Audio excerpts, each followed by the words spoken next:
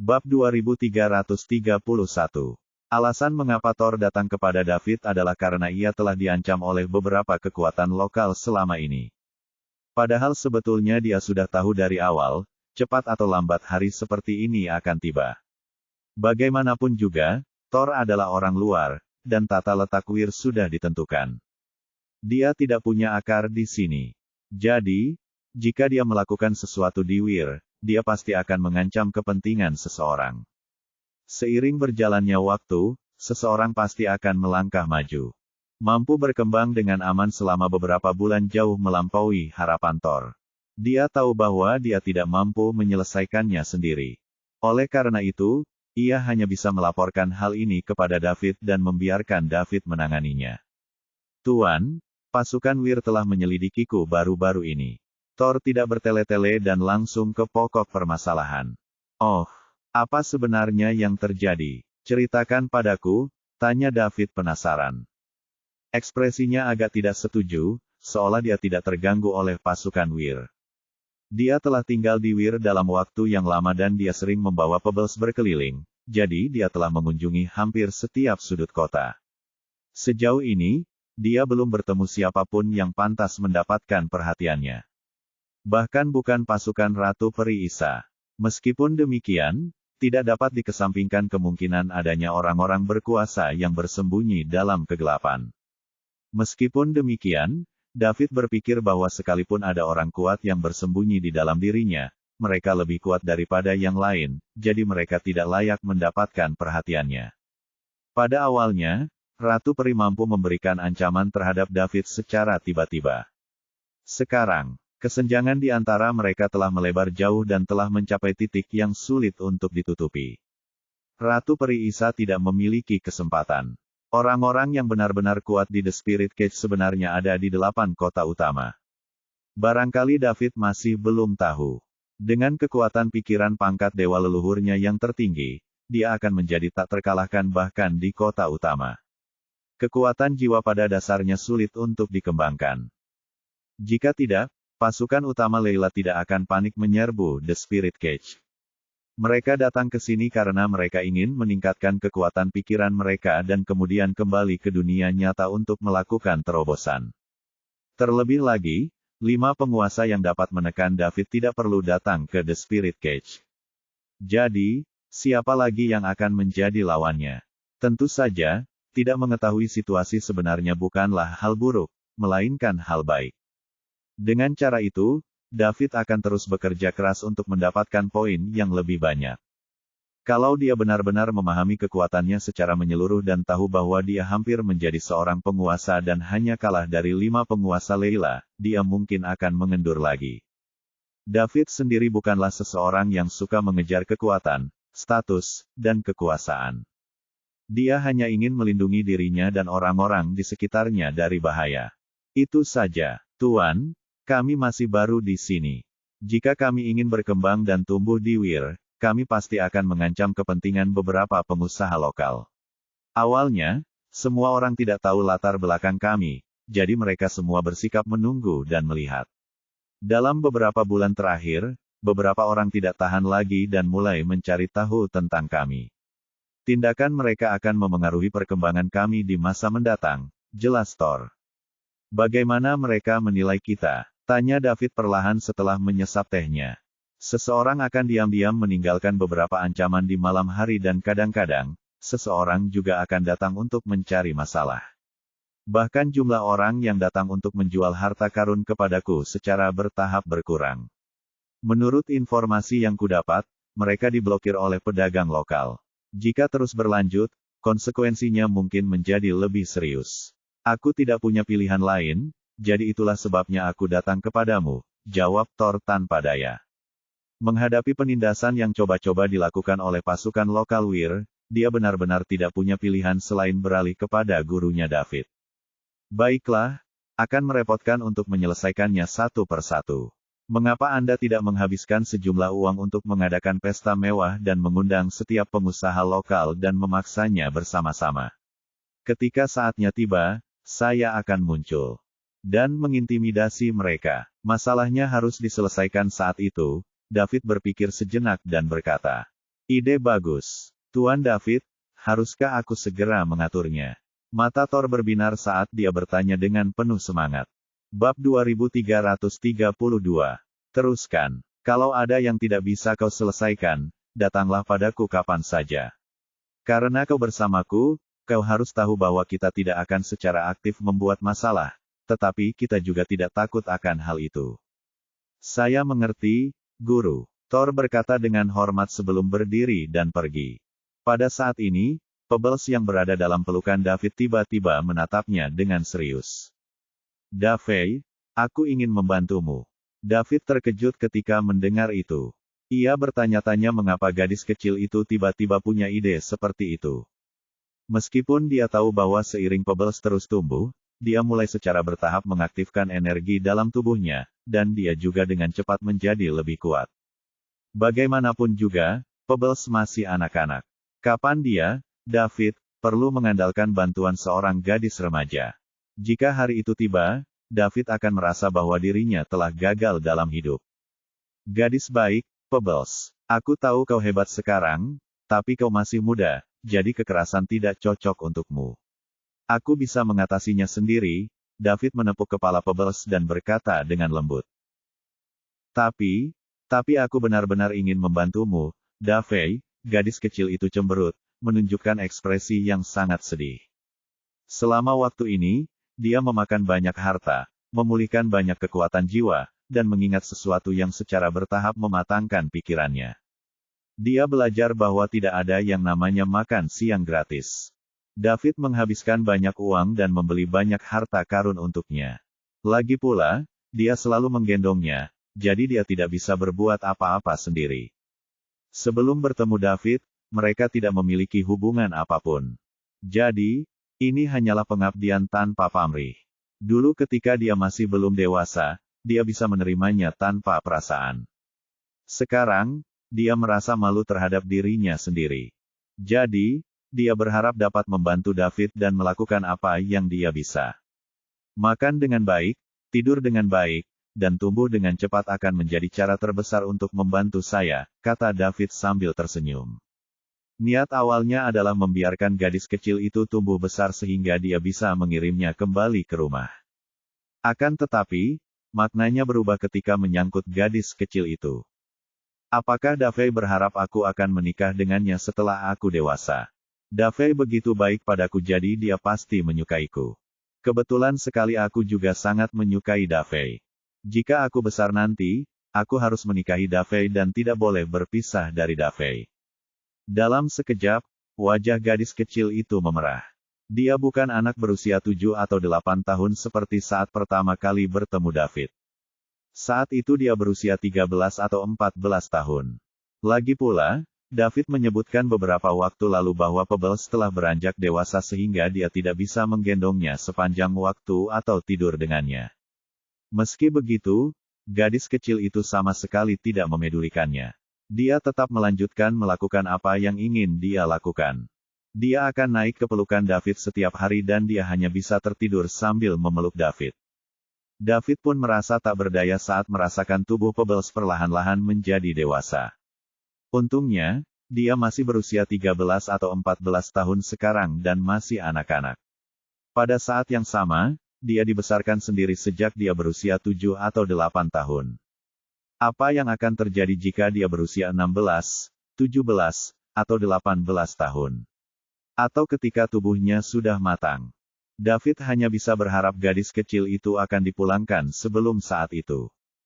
Jika tidak, akibatnya akan fatal.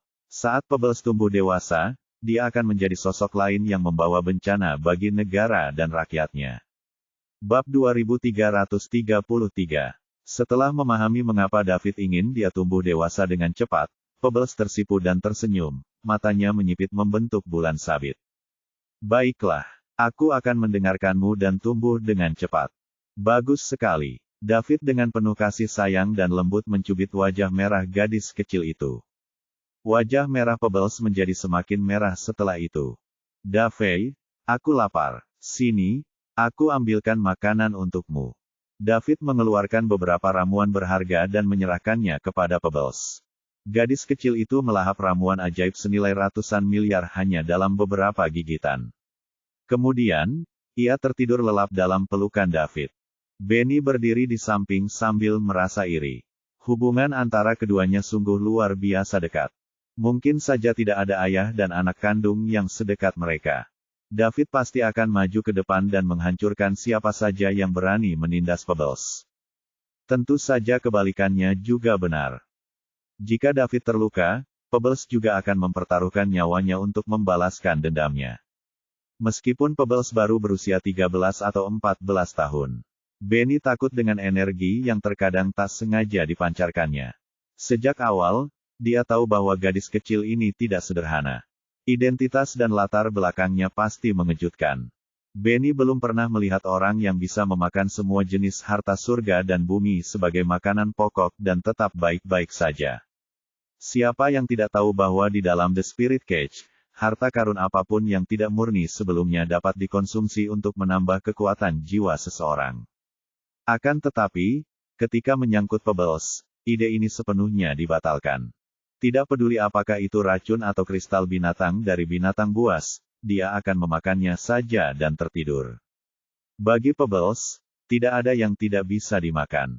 Dari aspek-aspek tersebut dapat dilihat bahwa kehidupan gadis kecil itu tidaklah sederhana. Jika orang biasa memakannya, mereka tidak hanya tidak dapat mencernanya, mereka bahkan bisa meledak dan mati. Namun, perlahan-lahan Benny merasa lega. Duo muda dan tua itu sama-sama gila. Yang lebih tua merupakan lunatik senior sedangkan yang lebih muda merupakan lunatik junior.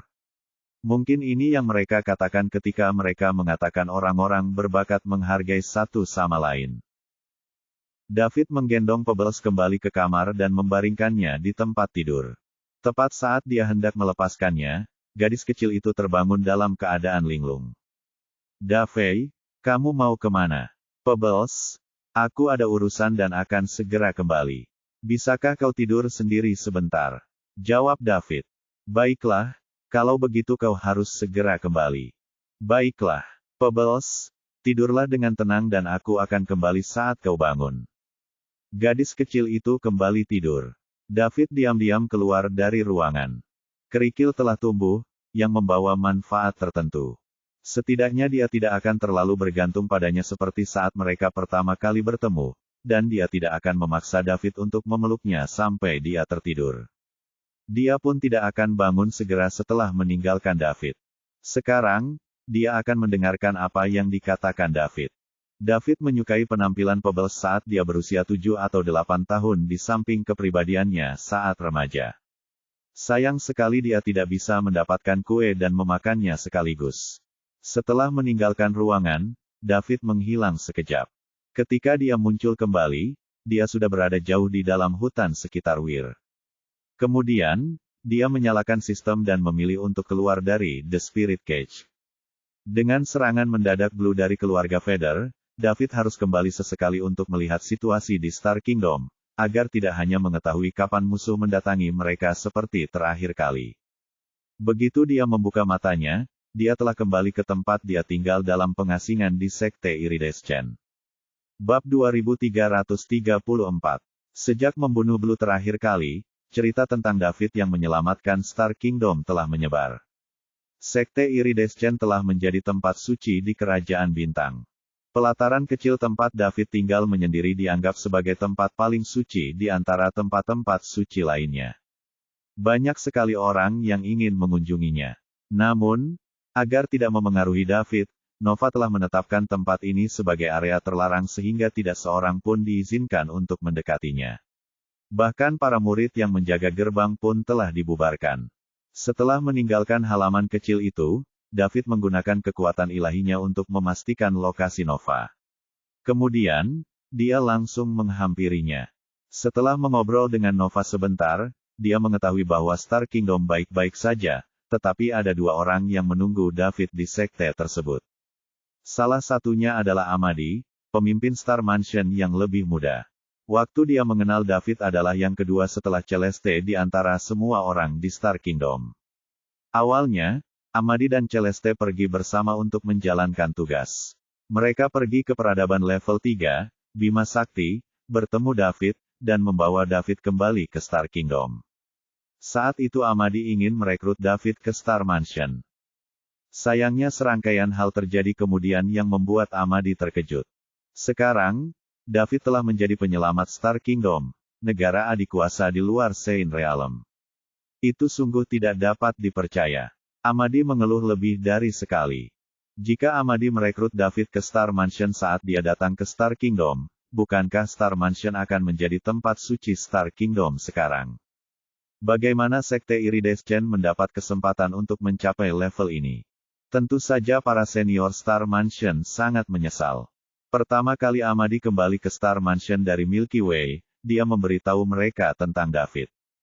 Ia ingin menjanjikan sejumlah uang kepada David sehingga ia dapat merekrutnya. Namun, tidak seorang pun memperhatikannya. Semua petinggi Star Mansion merasa bahwa David hanyalah seorang anak dari peradaban level 3. Jadi, meskipun dia memiliki bakat, itu tidak akan cukup bagi Star Mansion untuk mengambil inisiatif merekrutnya. Jika David mendatangi mereka, mereka akan menerimanya dengan berat hati. Jika David tidak melakukannya, lupakan saja. Kemudian, David melejit menuju kesuksesan. Secara bertahap, dia membuat para senior di Star Mansion merasakan apa artinya rasa penyesalan. Bagaimana mereka mengharapkan seorang anak dari peradaban level 3 bisa bangkit dan tumbuh sampai ke titik ini. Yang lainnya adalah Alba, pewaris pertama keluarga Felowes saat ini dan kepala keluarga Felowes di masa mendatang. Dia melanggar aturan keluarga Felowes. Sebagai seorang wanita, dia akan mengambil alih keluarga Felowes dan menjadi kepala keluarga Felowes. Akan tetapi, siapapun yang bermata jeli tahu bahwa semua ini demi Daud. Para Grandmaster dan senior keluarga Felowes juga bukan orang bodoh. Dengan hubungan antara Alba dan David, mereka tentu ingin menggunakannya untuk mendapatkan lebih banyak keuntungan bagi keluarga Felowes. David mengikuti Nova ke area VIP Sekte Iridescent dan pergi menemui Amadi terlebih dahulu. David memiliki kesan yang baik terhadap kepala Star Mansion yang lebih muda. Ketika mereka meninggalkan Bima Sakti, mereka bergabung untuk melawan puluhan Eternals dari Beast Galaxy. Begitu melihat David, Amadi segera bangkit dan menghampiri David. Kemudian, dia menyatukan kedua tangannya, membungkuk, dan berkata dengan sopan, "Amadi dari Star Mansion memberi salam kepadamu, Tuan David." "Amadi, kita ini sahabat yang pernah berjuang berdampingan, jadi tak perlu bersikap sopan begitu." David tersenyum. Ketika Amadi mendengar David memanggil namanya, dia langsung menjadi ketakutan. "Oh tidak, tidak mungkin. Ini sama sekali tidak boleh. Bagaimana aku bisa berteman denganmu? Aku akan dimarahi sampai mati jika kabar ini tersebar." Melihat penampilan Amadi, David mengerutkan kening. Namun, ia merasa lega dan segera pulih. Ini bukan pertama kalinya dia melihat situasi seperti ini. Jadi, dia bercanda, "Amadi, jika kamu terus berbicara seperti itu, aku akan berbalik dan pergi." Bab 2335. Ketika dia mendengar David bercanda dengannya, Amadi mendongak dan melihat David tersenyum. Ketika dia menunggu David di Sekte Iridescent beberapa hari ini, dia telah berlatih berkali-kali dalam benaknya tentang apa yang akan terjadi saat dia bertemu David. Dia telah memikirkan semua kemungkinan, dan dia bahkan membayangkan David menutup pintu di wajahnya. Lagi pula, dengan kekuatan dan status David saat ini, tidak semua orang bisa melihatnya. Satu-satunya hal yang tidak ia duga adalah situasi saat ini. Saat dia melihat senyum tulus David, dia tahu bahwa ini adalah senyum yang hanya akan muncul ketika seseorang bertemu teman lama. Oleh karena itu, Amadi tahu bahwa David di depannya masih sama. Meskipun kekuatannya sudah begitu besar sehingga seluruh kerajaan bintang hanya bisa mengaguminya, hatinya tidak berubah. Tak heran ia telah meraih begitu banyak prestasi. Sifatnya ini saja tidak dapat dibandingkan dengan manusia biasa. "Tuan David, aku..." Sebelum Amadi sempat berbicara, dia disela oleh David. "Hah, kau masih ingin memanggilku Tuan David? Aku tidak berani memanggilmu dengan sebutan yang kurang dari itu. Jika kabar itu tersebar, konsekuensinya akan sangat serius. Aku khawatir bahkan Star Mansion akan diserang dan dihina oleh banyak orang, apalagi aku sendiri." Amadi tersenyum pahit. David adalah kepercayaan di hati setiap orang di Star Kingdom. Jadi, Amadi benar-benar tidak berani memanggil David dengan namanya seperti yang dilakukannya di masa lalu. Jika tidak, begitu kabar itu tersiar, konsekuensinya bisa mengerikan. Star Mansion tidak dapat menanggung akibatnya. Baiklah, Amadi, aku mengerti, jadi aku tidak akan mempersulitmu.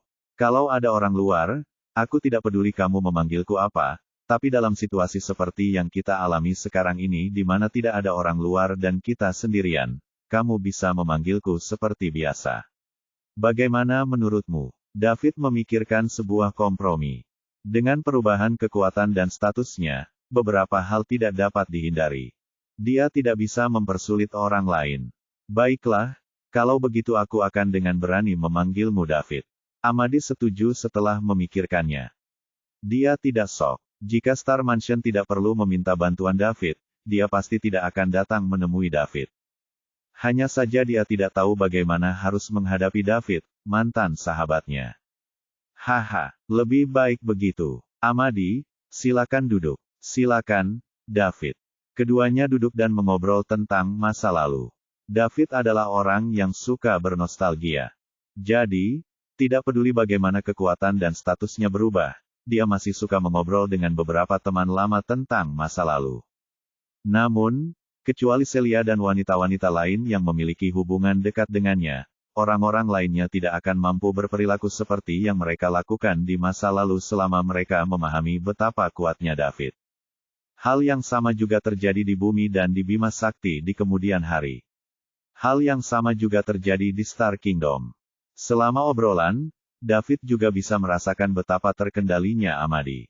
Dia tidak dapat menahannya. Tidak peduli seberapa mudah didekatinya David, kekuatan dan identitasnya terlihat jelas. Kecuali Celia dan yang lainnya, mungkin tidak ada seorang pun yang berani berbicara kepada David dengan nada bercanda. Setelah mengobrol sebentar, David melihat Amadi tampak memiliki sesuatu untuk dikatakan, jadi dia tahu Amadi pasti datang kepadanya untuk sesuatu tetapi tidak tahu bagaimana memulainya. Bab 2336. Dia berinisiatif untuk berkata, Amadi, kita bisa dianggap sebagai teman yang berjuang berdampingan, dan tanpamu dan Celeste, aku tidak akan bisa mencapai Star Kingdom. Sejujurnya, aku sangat senang kamu bisa datang kepadaku. Di masa depan, tanyakan saja jika kamu membutuhkan bantuanku di Star Kingdom. Selama itu dalam kemampuanku, aku pasti tidak akan menolak. Amadi tahu David pasti merasakan sesuatu dan itulah sebabnya dia berkata demikian. Sekarang setelah David langsung ke inti persoalan, dia tidak perlu lagi terus bersembunyi. David, sejujurnya, aku datang kepadamu kali ini karena aku benar-benar membutuhkan bantuanmu. Amadi berdiri dan berkata dengan serius. Amadi, duduklah. Jangan berdiri. Duduk saja dan katakan padaku.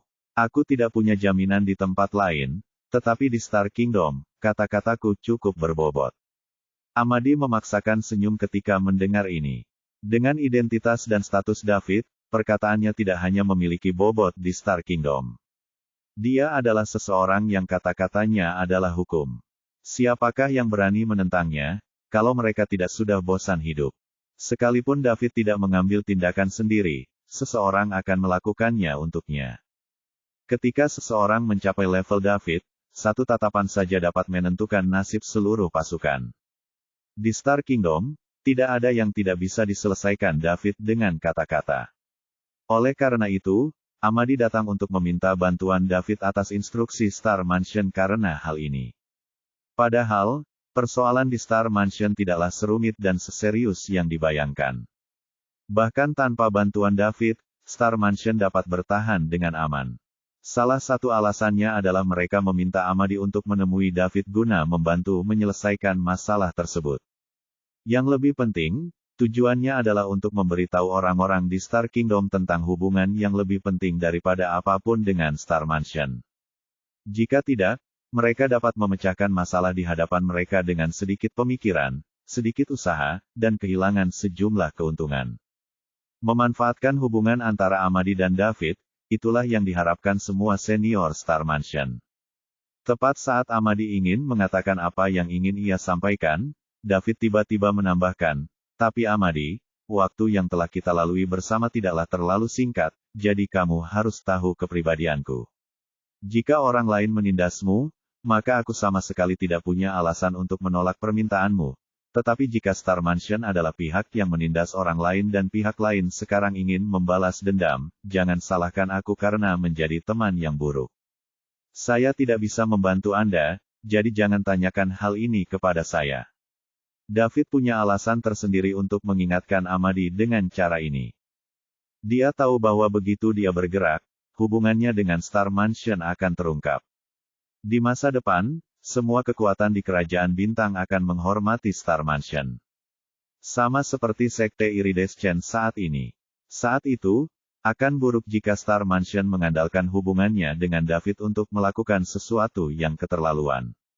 David tidak ingin menolong Star Mansion keluar dari masalah hanya untuk kemudian mendorong mereka ke neraka dengan tangannya sendiri.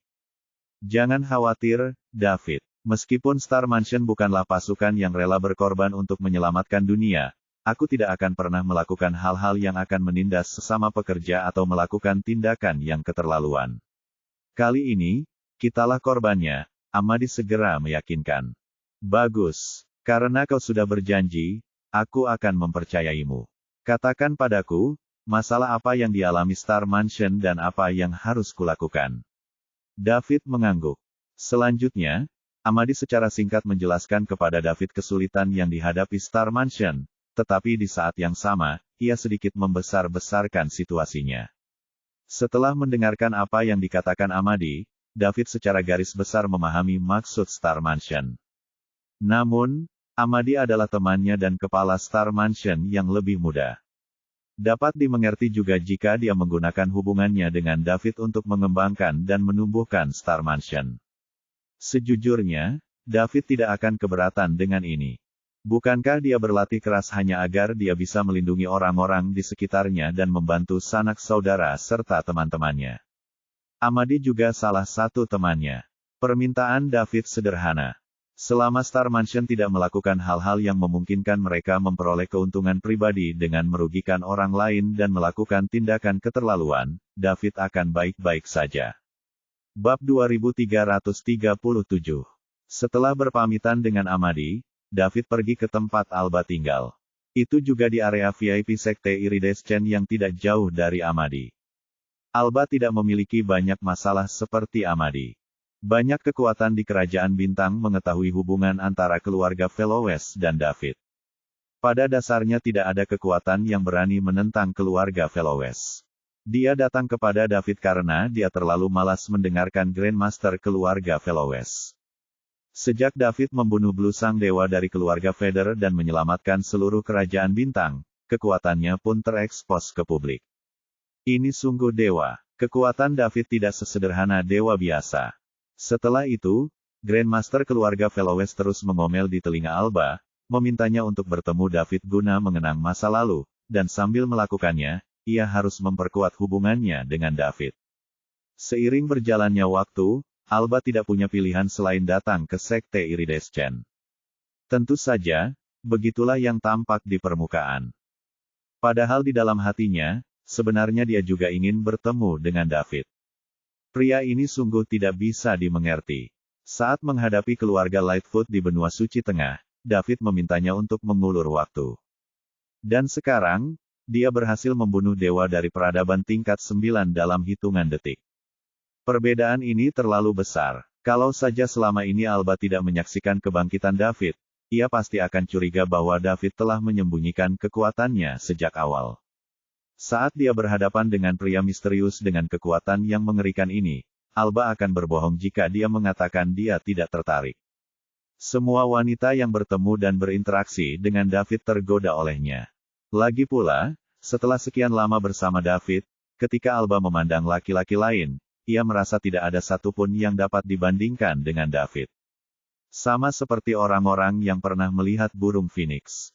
Apakah mereka masih tertarik pada ayam? Alba juga sadar diri. Ia tahu bahwa ia dan David tidak berasal dari dunia yang sama, dan ia telah berusaha keras melupakan David dan menerima pria lain. Meski begitu, setiap kali bertemu pemuda lain, dia tidak bisa tidak membandingkan David dengannya. Kesimpulannya adalah mereka selalu berjarak bermil-mil. Menyebut mereka berbeda bagaikan langit dan bumi sudah sangat menyanjung bagi pihak lain. Dibandingkan dengan David, orang-orang hebat di Star Kingdom ini hanyalah sampah, atau bahkan lebih buruk dari sampah.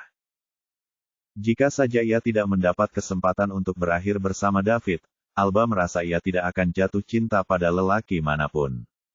Jika dia bisa berada di sisi David, bahkan sebagai seorang pembantu, dia akan rela menyerahkan semua yang dimilikinya sekarang, bahkan statusnya sebagai pewaris keluarga Fellowes. Kutipan, sekilas pandang pada David akan merusak pandangan seseorang terhadap hubungan romantis masih berlaku dari bumi, hingga Bima Sakti, dan kemudian ke Star Kingdom. Alba awalnya terkejut dengan kunjungan mendadak David, tetapi ia segera terbiasa. Lagi pula, dia sudah lama bersama David, jadi dia cukup mengenal David dan dia juga tahu bahwa David bukanlah tipe orang yang akan melupakan asal-usulnya. Dia tidak persis sama dengan Amadi. David sangat nyaman mengobrol dengan Alba. Mereka seperti dua teman lama yang sudah lama tidak bertemu. Meskipun Alba memiliki beberapa kendala, dia jauh lebih baik dari Amadi. Keduanya mengobrol sebentar sebelum David pergi di bawah tatapan Alba yang enggan. Pada saat-saat terakhir, Alba masih gagal mengatakan bahwa dia ingin mengikuti David. Meski begitu, dengan IQ David, bagaimana mungkin dia tidak tahu apa yang ada dalam pikiran Alba. Akan tetapi, karena pihak lain tidak mengatakan apa-apa, dia tentu tidak akan mengambil inisiatif untuk mengungkapkan masalah tersebut. Apakah dia akan menimbulkan lebih banyak masalah untuk dirinya sendiri? Hubungan yang mereka miliki saat ini adalah yang terbaik. Mereka lebih dekat dari sekadar teman biasa, tetapi mereka bukanlah sepasang kekasih. Jika Alba menjelaskannya, David takut jika dia menolak, kedua belah pihak tidak akan menjadi teman lagi. Bagaimanapun, wanita pada dasarnya berkulit tipis. Bab 2338. David berakhir seperti sekarang ini karena dia tidak ingin menyakiti siapapun. Ia tidak tahu bagaimana cara menghadapi hubungan antara wanita-wanita itu. Dapat dikatakan bahwa semua wanita itu adalah wanita yang tidak ingin disakiti oleh David. Hal yang sama berlaku untuk Alba. Kalau bukan karena bantuannya, entah apakah David bisa sampai ke tempatnya sekarang.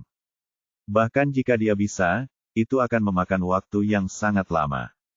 Jika memang begitu, hasil insiden dengan Azul mungkin akan berubah. Singkatnya, situasinya tidak akan sebaik sekarang. Star Kingdom mungkin berakhir di tangan keluarga Vader. Pasti tidak akan seperti sekarang di mana David memiliki kekuatan seorang Overlord dan bisa membunuh Grandmaster keluarga Vader jika dia datang. Star Kingdom sudah tak terkalahkan, dan David adalah pria yang tahu bagaimana bersyukur. Dia tidak akan pernah melupakan kebaikan Alba. Jadi, apapun permintaannya, asal dia mengajukannya, dia akan berusaha sekuat tenaga memenuhinya. Sayang sekali Alba tidak mengatakan apa-apa. Jika tidak, setelah pertimbangan yang lebih komprehensif, tim Celia mungkin akan bertambah satu orang lagi. Sebelum pergi ke The Spirit Cage, David secara terbuka menyatakan bahwa dia dan Amadi, kepala Star Mansion yang lebih muda, adalah kenalan lama. Sekalipun itu hanya kalimat sederhana dan dia bahkan tidak menunjukkan wajahnya, itu telah sepenuhnya memecahkan kesulitan yang dihadapi Star Mansion saat ini. Pada saat yang sama, mereka menjadi kesayangan Kerajaan Bintang, kedua setelah Sekte Iridescent dan keluarga Fellowes. Sekarang, siapa di Star Kingdom yang tidak ingin memiliki sedikit koneksi dengan David? Mereka tidak membutuhkan banyak hal. Sedikit saja sudah akan memberi manfaat yang tak terbatas bagi mereka. Namun, hanya ada 3 kekuatan yang dapat memastikan hubungan mereka dengan David. Tentu saja, David yang tinggal menyendiri di Sekte Iridescent sudah menjadi bukti yang cukup. Yang tersisa adalah keluarga Fellowes dan Star Mansion. Kedua kekuatan ini pasti akan menjadi raksasa, dan bahkan 6 kekuatan orang suci di Kerajaan Bintang tidak berani memprovokasi mereka. Tidak, seharusnya pasukan 5 orang suci utama karena salah satu dari mereka dibunuh oleh Biru. Amadi mendapatkan hasil yang diinginkannya. Jadi, dia pergi ke tempat suci tempat David tinggal dalam pengasingan dan bergumam, "David, terima kasih. Merupakan berkat bagiku untuk mengenalmu. Ketika aku mengambil alih Star Mansion, aku pasti akan melakukan lebih banyak perbuatan baik untuk memberi manfaat bagi umat manusia dan aku tidak akan pernah mengecewakanmu. Setelah berbicara, dia berbalik dan bersiap meninggalkan Sekte Iridescent untuk kembali ke Star Mansion. Namun, suara David sampai ke telinganya. Amadi, aku lega kau bisa berkata begitu. Kau adalah temanku, jadi tidak peduli seberapa kuat dan statusku berubah, hubungan ini tidak akan pernah berubah. Jika kau butuh sesuatu, jangan ragu untuk datang kepadaku. Tentu saja, kau juga bisa datang dan berbicara kepadaku meskipun kau tidak butuh apa-apa. Terima kasih, Amadi Kiri. Yang akan segera menyambutnya adalah sambutan berstandar tertinggi di Star Mansion, karena bahkan para Grandmaster akan datang untuk menyambutnya. Sejak David mengucapkan kata-kata itu, status Amadi di Star Mansion menjadi lebih tinggi daripada para Grandmaster. Saat dia cukup kuat, para senior Star Mansion akan sangat ingin menjadikan Amadi sebagai pemimpinnya. Guru David secara pribadi mengatakan bahwa dia dan Amadi adalah kenalan lama. Apa artinya itu? Sederhananya, Amadi adalah teman David, jadi jika ada di antara mereka yang berani menggertaknya, mereka harus meminta izin kepada David. Hanya satu kalimat. Selama David masih ada, Amadi akan memperoleh banyak manfaat sepanjang hidupnya. Bab 2339. Sangkar Roh. Kota tingkat pertama Wir. Thor membeli sebuah penginapan mewah di pusat kota dengan harga yang sangat mahal. Sebuah pesta akan diadakan di sini. Orang-orang yang diundang semuanya adalah tokoh terkemuka dalam lingkaran bisnis Wir. Itulah yang diminta David. Ia akan mengumpulkan semua kekuatan di lingkaran bisnis Wir dan memecahkan masalahnya sekaligus sehingga ia terhindar dari masalah lebih lanjut. Thor tidak pernah meragukan apakah David mampu melakukan hal itu. Dia telah menyaksikan kekuatan David. Dia bahkan bisa melawan Ratu Peri, apalagi kentang kecil ini. Siapakah Ratu Peri? Dia adalah pemimpin sejati semua elf di Leila. Bahkan di seluruh Leila, Ratu Peri Isa dapat dianggap sebagai peri nomor 1. Tentu saja, kemampuan David dalam melawan Ratu Peri di The Spirit Cage hanya bisa menunjukkan bahwa ia memiliki kekuatan jiwa yang kuat, bukan berarti ia harus kuat di dunia nyata. Namun, setidaknya hal itu menunjukkan bahwa David memiliki masa depan yang cerah. Dengan kekuatan jiwa yang cukup, menerobos ke alam lain semudah makan dan minum. Terlebih lagi, David memiliki kekuatan jiwa yang begitu dahsyat di usianya yang masih sangat muda, dan ini bukanlah sesuatu yang bisa diolah oleh kekuatan biasa. Pasukan yang ditempatkan di Wir semuanya kelas 2 dan di bawah Leila. Kekuatan utama yang sesungguhnya berada di 8 kota utama karena di sanalah inti hak-hak Leila berada. Di lantai atas penginapan mewah itu, 10 meja berisi makanan lezat disiapkan. Setiap meja sangat bernilai. Segala jenis bahan berharga digunakan. Tak lama kemudian, tokoh-tokoh penting dari kalangan bisnis Wir mulai duduk di lantai teratas. Bahkan mereka belum pernah memakan begitu banyak makanan lezat yang tak ternilai harganya di hadapan mereka pada saat yang bersamaan. Kadang-kadang mereka memakannya, tetapi mereka tidak berani melakukannya secara berlebihan. Makanan di meja tidak hanya terasa enak. Jika mereka hanya lezat, mereka tidak akan bernilai mahal di The Spirit Cage. Meningkatkan kekuatan jiwa seseorang adalah alasan utama mengapa semua orang datang ke The Spirit Cage. Oleh karena itu, makanan di meja sangatlah berharga, karena dapat pula membantu peningkatan kekuatan jiwa. Tentu saja, makanan ini masih beberapa tingkat lebih buruk daripada ramuan dan kristal binatang yang dimakan Pebbles.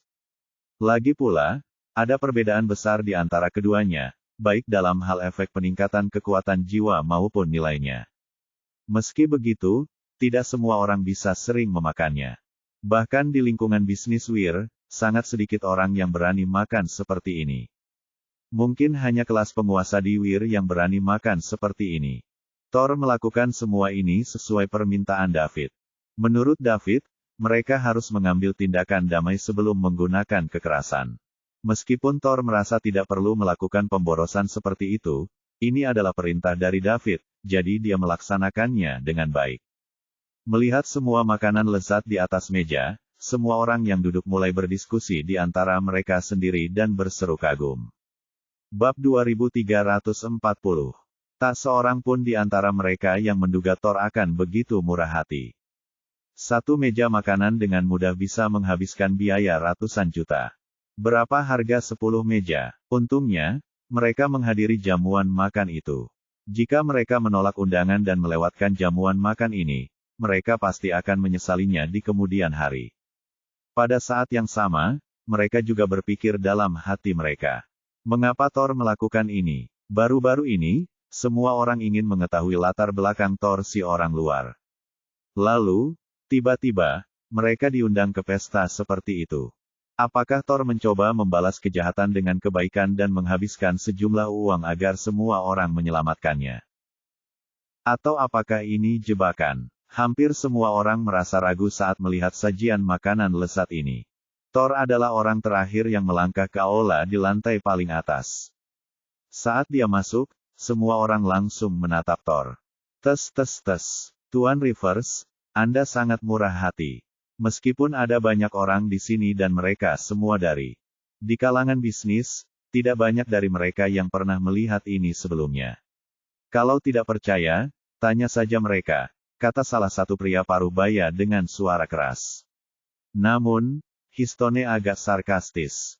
Tuan Zako, apa yang Anda bicarakan? Anda membuat keributan tentang hal kecil seperti itu. Hanya karena Anda belum melihatnya, bukan berarti orang lain tidak melihatnya.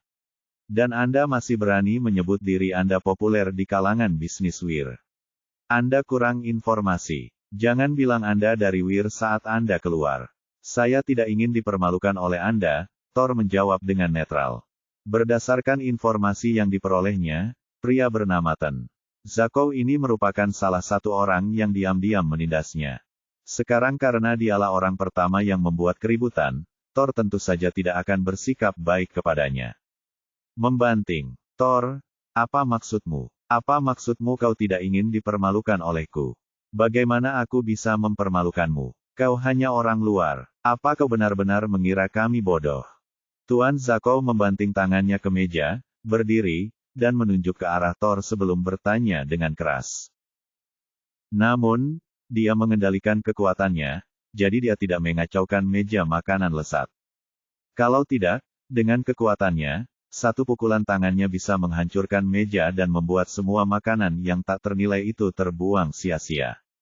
Tuan Zako, tenanglah. Tolong tenanglah. Mengapa Anda begitu marah? Saya hanya bercanda. Apakah Anda menganggap saya serius? Hahaha. Thor tertawa setelah selesai berbicara. Jelas saja, ia merasa senang karena akhirnya berhasil membalaskan dendamnya hari ini setelah ditekan oleh lawan-lawannya baru-baru ini. Thor, jangan kira aku tidak tahu mengapa kau mengundang semua orang ke sini hari ini. Biar ku beritahu, kau hanya orang luar, dan jika kau ingin berakar di Wir, kau harus melihat apakah semua orang di sini setuju. Kalau tidak, jangan pernah berpikir tentang itu. Tentu saja, aku tahu ini. Itulah sebabnya aku mengundang kalian semua ke perjamuan dan menyiapkan begitu banyak makanan yang berharga. Setelah semua orang selesai makan, akan ada pertunjukan yang lebih menakjubkan di malam hari. Saat kalian akhirnya pergi, kalian juga bisa menerima hadiah. Aku harap setelah hari ini, kalian semua bisa bersikap lunak padaku karena kita semua dari kalangan bisnis. Tidak perlu ada konflik yang tidak dapat didamaikan. Benarkan? Thor langsung menyatakan tujuannya. Semua orang bisa makan dan minum dengan baik dan, pada akhirnya, mereka bahkan akan mendapat hadiah. Namun, ada satu syarat. Baru pada saat itulah semua orang mengerti niat Thor. Tampaknya dia ingin menggunakan cara ini untuk menyuap semua orang. Lihat, Thor, aku tahu kau tidak akan berbaik hati menyiapkan hidangan lezat seperti itu untuk dinikmati semua orang. Ternyata kau punya motif tersembunyi. Tuan Zako mencibir. Tuan Zako, Anda telah lama berkecimpung di dunia bisnis, jadi Anda harus memahami bahwa tidak ada yang namanya makan siang gratis. Thor, karena kau tahu tidak ada yang namanya makan siang gratis, beraninya kau datang ke Wir tanpa memberitahu siapapun. Kami akhirnya berhasil menguasai pasar dalam skala besar, tetapi kau tiba-tiba datang untuk meraup untung. Bagaimana ini bisa diterima? Begitu Tuan Zakov selesai berbicara, seseorang segera mengulangi ucapannya. Tuan Zakov benar. Tuan Rivers, kamilah yang mengelola lingkaran bisnis di sini. Anda orang luar, jadi tidakkah menurut Anda terlalu mudah bagi Anda untuk menggunakan barang-barang ini untuk menyuap kami? Apakah saya benar, semuanya? Asteris. Walaupun sebagian besar orang tidak berbicara, dari ekspresi wajah mereka, mereka jelas setuju.